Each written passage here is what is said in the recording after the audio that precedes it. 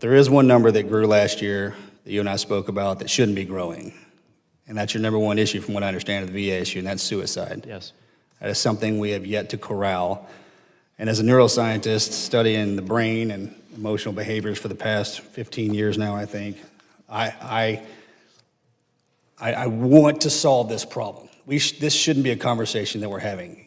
And you and I, every time we have a meeting together, this is the number one topic that we talked about. And I heard the general speak about the progression of alternative medications in space of, an alternative to the opioid problems that we have, the SSRIs, and the existing modalities that we are utilizing for these problem sets that, if you roll the clock back a decade, the numbers they're sustained. Right. We are not doing what we need to be doing. Right. And we need to fix that problem. And it saddens and sickens me to sit here in the House of Representatives to say that, hey, we have this problem, we have to fix it, but we say this every year. Every year.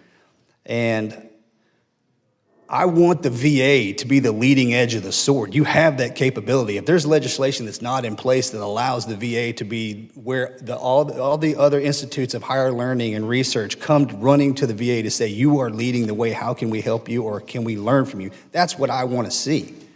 Because that transcends the research space down into our veteran community where we don't have this problem set. What, with the budget line, I throw numbers at this all day long.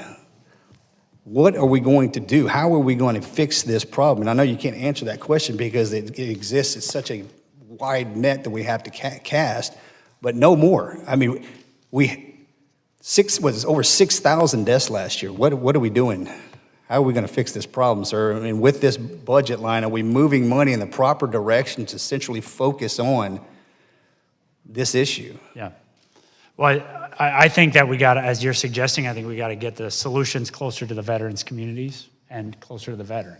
And so I think what you see in this budget is enhanced efforts at outreach to try to get veterans into our care, enhanced investments in the people and organizations who know their vets best. So,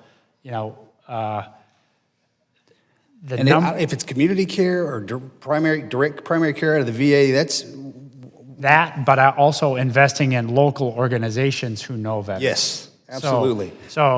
But we have to be, and I hate to say this, sir, because I would never put myself in your position, but we have to be hyper aggressive on this, and I mean in an uncomfortable momentum.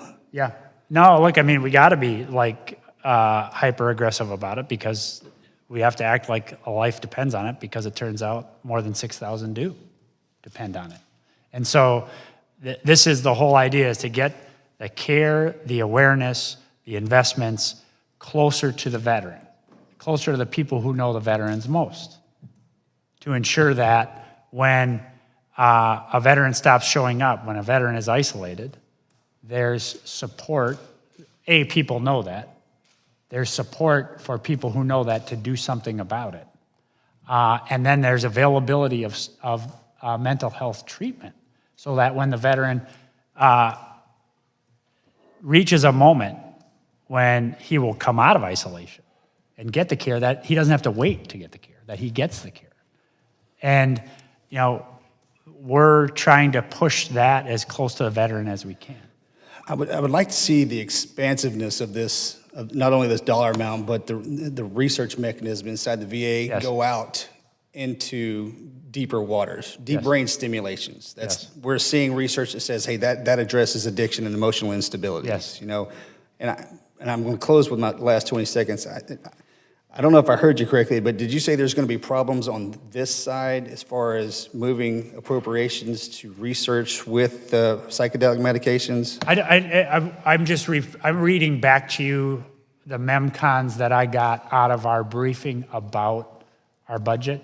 I think we were surprised that we got a little pushback. I can't remember from whom we got the pushback. I can assure you I'll be digging into that because not only just the veterans in this committee that you see now, but there's a high majority of the congressional members that they don't want this problem to exist any longer. And I think with the research and the experiences that the veterans have had to share with the body, I think we can put that. You've